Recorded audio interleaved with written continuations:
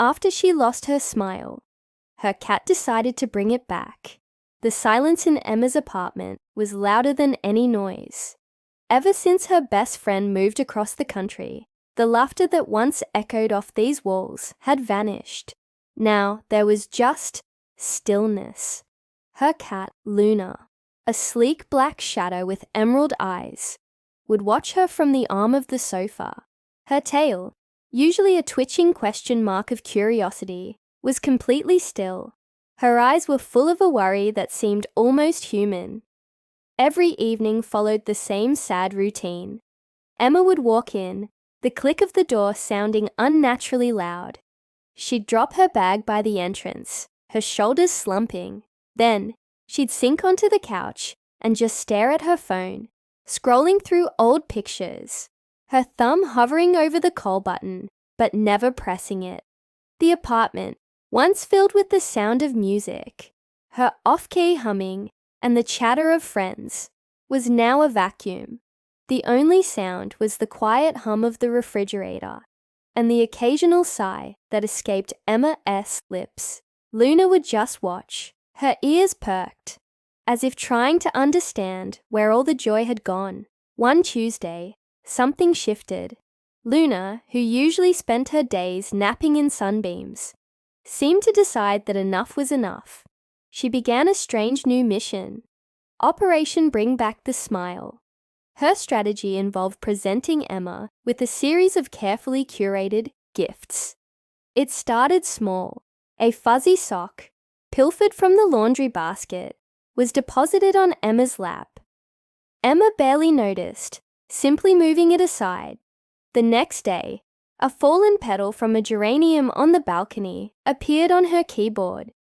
Emma sighed, brushing it away, but Luna was persistent. She was a cat on a mission. Her grandest gesture came that evening.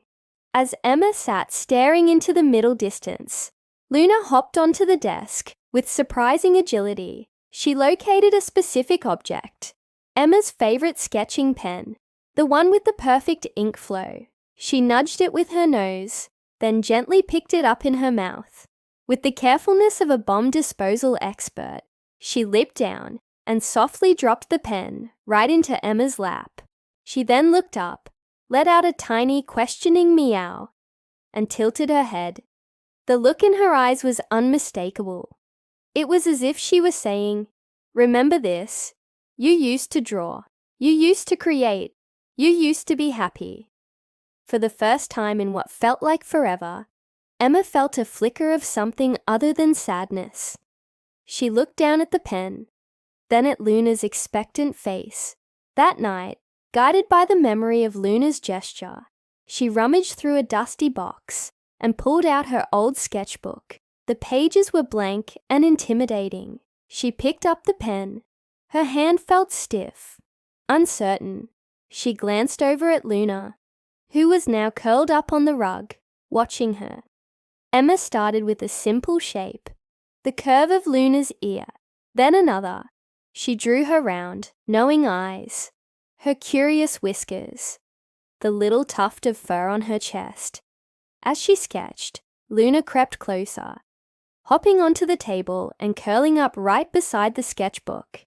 A deep rumbling purr started in her chest, a sound that vibrated through the wooden table. It was a warm, comforting, and wonderfully alive sound.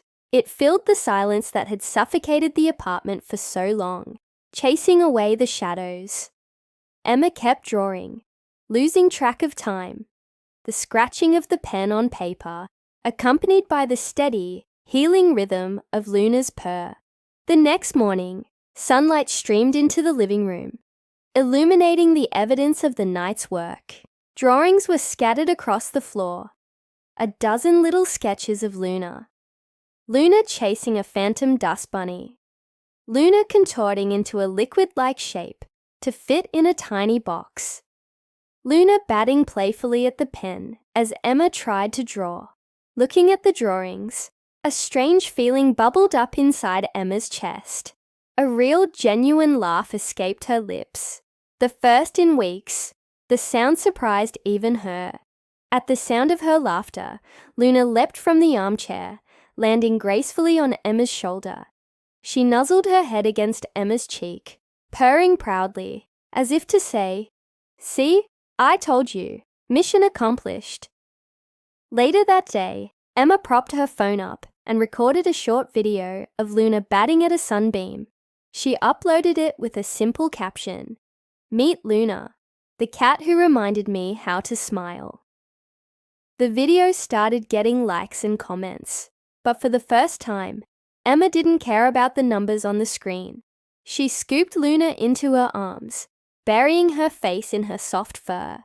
She whispered, "You didn't just bring me a smile, you silly cat. You brought me back."